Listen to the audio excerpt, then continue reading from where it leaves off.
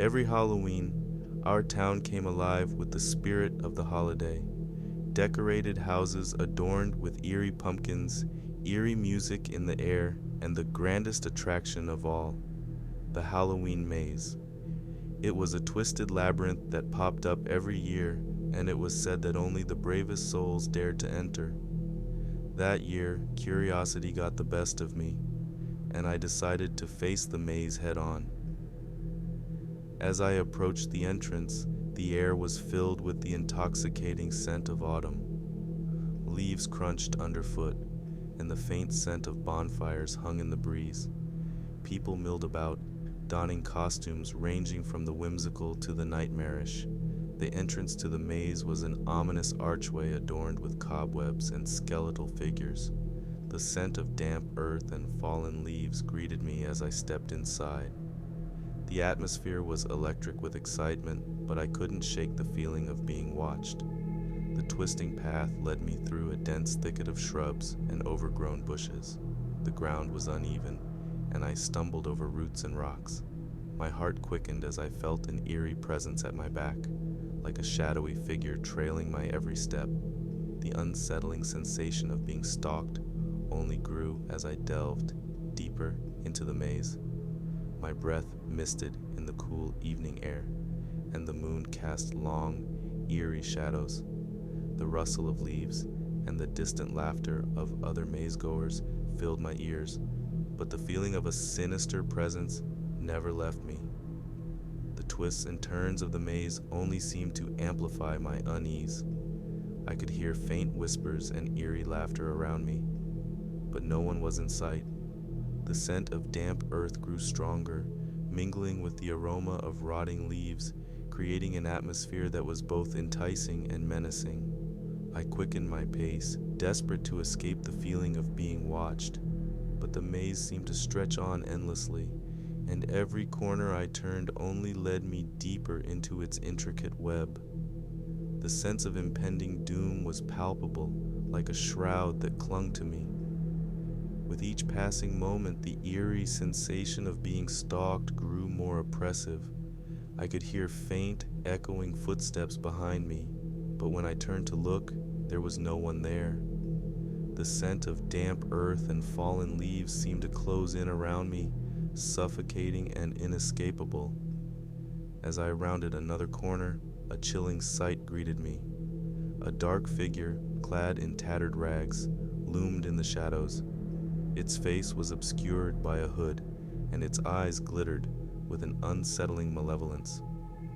The scent of decay and dampness emanated from it, and a shiver ran down my spine. I turned and fled, my heart pounding, but the sinister figure pursued me relentlessly. The eerie laughter and whispers that had once been distant were now a cacophony of torment. The scent of damp earth and fallen leaves filled my senses, and I felt like a pawn in a nightmarish game. The maze itself seemed to shift and change, as if it were a living, breathing entity. The path twisted and turned, leading me deeper into the labyrinth of horrors. The scent of rot and decay became overwhelming, and the sinister presence at my back never waned. Panic welled up within me, and I knew that I had to escape the maze's clutches. But with every step, the feeling of being stalked only intensified. The dark figure was always at the edge of my vision, its presence a constant looming threat. I stumbled through the maze, my breath coming in ragged gasps. The eerie laughter and whispers surrounded me like a chorus of the damned. The scent of damp earth and fallen leaves clung to me, an inescapable reminder of the maze's malevolence. Just when I thought I couldn't take another step, I stumbled upon the maze's exit. The moon hung in the sky, casting a silvery light over the scene. I burst out of the labyrinth, my heart pounding, and turned to look back. The sinister figure was gone. I had escaped the Halloween maze, but the memory of being stalked and pursued would haunt me for years to come. The scent of rot and decay, the eerie presence at my back, and the malevolent figure in the shadows would forever be etched in my nightmares. Halloween had taken on a new chilling meaning, and the maze had become a haunting enigma that I could never forget.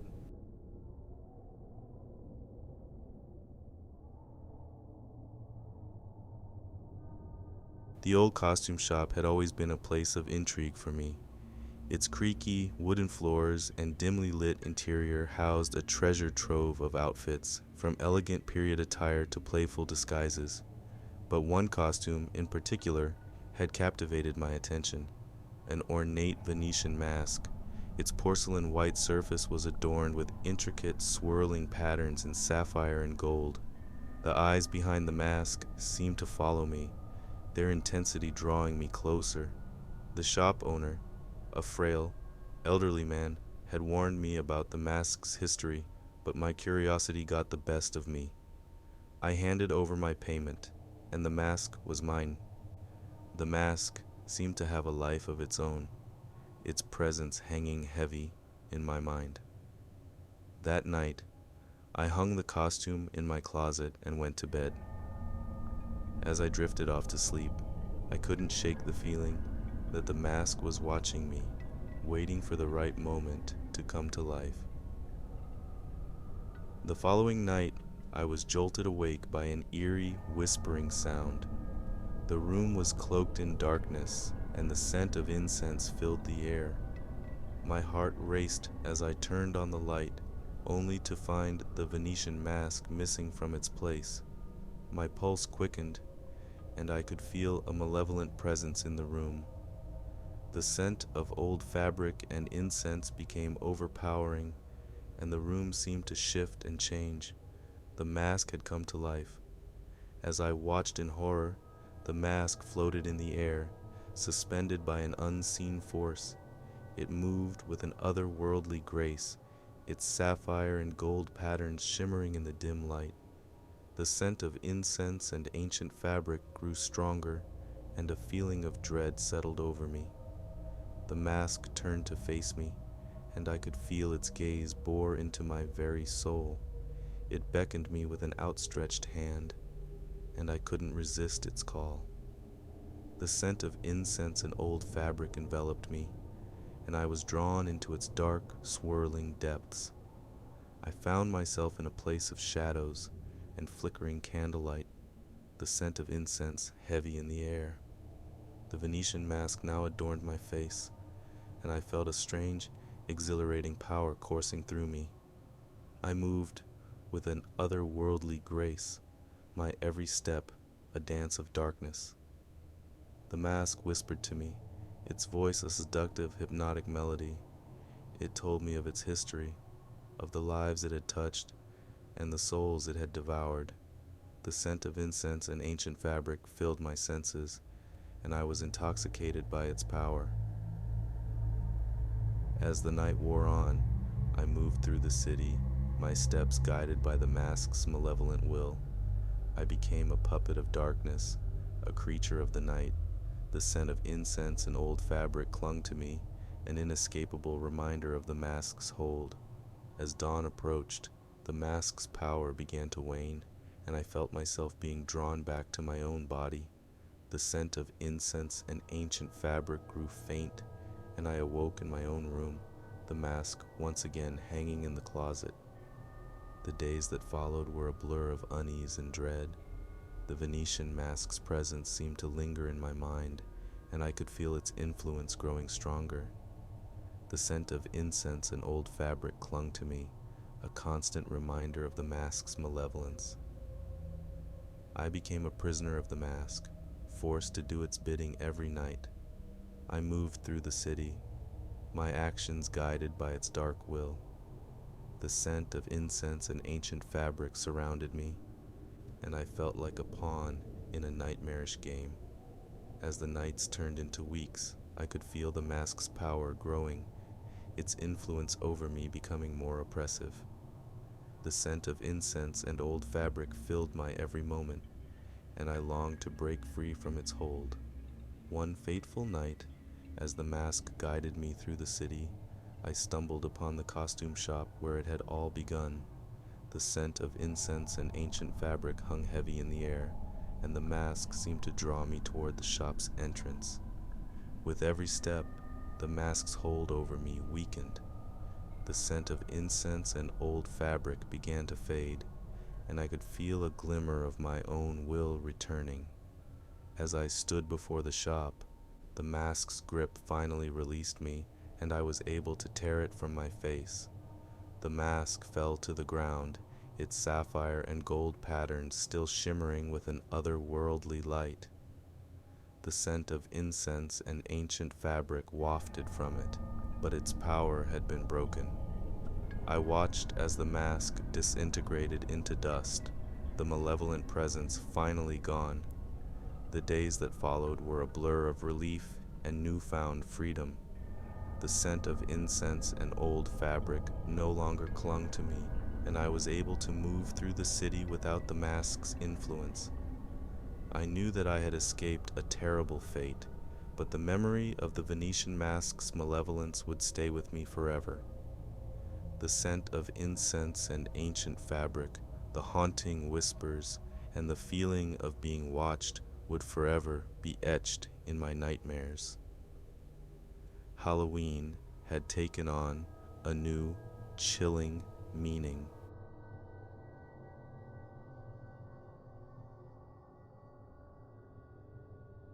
Halloween was a time of innocence and laughter for us, a group of friends who had celebrated the holiday together since childhood. We roamed the neighborhood, costumes aglow with anticipation, buckets ready to be filled with sugary treasures. This year, however, our Halloween adventure would take a dark and chilling turn. My 4 friends and I, all dressed in costumes ranging from classic monsters to superheroes, set out for our annual trick-or-treating spree. The air was crisp and filled with the scent of fallen leaves, carrying with it the promise of an unforgettable night. As we walked from one house to another, the air was filled with laughter and the delightful rustling of candy wrappers. The scent of candy corn and chocolate wafted through the night, creating a sugary atmosphere that added to the enchantment of Halloween. But as the night wore on and our candy buckets grew heavier, we decided to venture to the outskirts of town.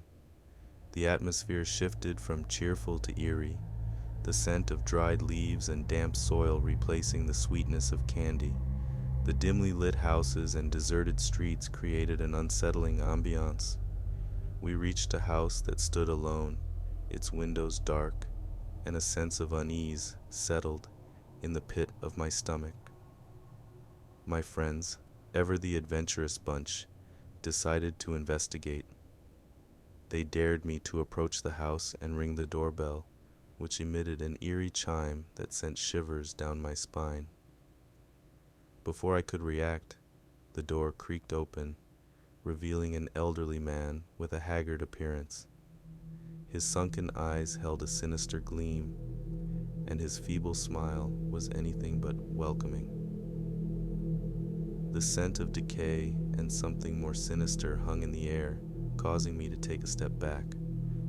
The man's voice, croaky and menacing, beckoned us inside with the promise of the best Halloween treats. My friends, always up for a dare, eagerly followed him through the threshold. I hesitated, the unsettling scent lingering in my nose. My fear, however, was overridden by the taunts and laughter of my friends. I had no choice but to follow them into the dimly lit interior of the house. The scent of mildew and something far fouler assailed my senses, making me want to flee. But I couldn't abandon my friends. We found ourselves in a room that was anything but inviting. The scent of decay and neglect was overwhelming, and the walls were adorned with bizarre, unsettling paintings. The elderly man instructed us to sit and wait, promising us a Halloween surprise. Minutes turned into hours as we sat in that eerie room. The scent of anxiety and dread permeated the air, and a sinking feeling settled in my gut. Something was terribly wrong, but we were trapped. The elderly man finally returned, carrying a tray with plates of candy. but there was something off about the sweets. The scent of something rotten and nauseating clung to them. My friends, oblivious to the warning signs, reached for the candy. As they bit into the foul treats, a sinister smile crept across the old man's face. My heart pounded as I realized the danger we were in. I watched in horror as my friends convulsed and fell to the ground, writhing in pain. Panicked, I tried to run, but the door was locked. The scent of despair and fear enveloped me as I struggled to escape. I could hear the agonized cries of my friends as the elderly man watched with glee. My fear and desperation reached their peak, and I searched for an escape route. The scent of panic and dread filled the room as I finally found a small window. With all my strength, I shattered it and squeezed through, cutting myself in the process. Outside, the scent of freedom was intoxicating. I ran through the dark streets, my heart pounding, until I reached the safety of a neighbor's house. The scent of fear and adrenaline was still fresh, and I babbled incoherently about my friends. The police were called, and they investigated the old man's house. What they found was a horrifying chamber of horrors, a room filled with cages and shackles. My friends were nowhere to be found, and the elderly man had vanished. To this day, the scent of that Halloween night lingers in my nightmares. I escaped, but the memory of my friend's abduction and the sinister old man who lured us into his house will forever haunt me. Halloween, once a night of innocence and joy, had turned into a chilling tale of terror.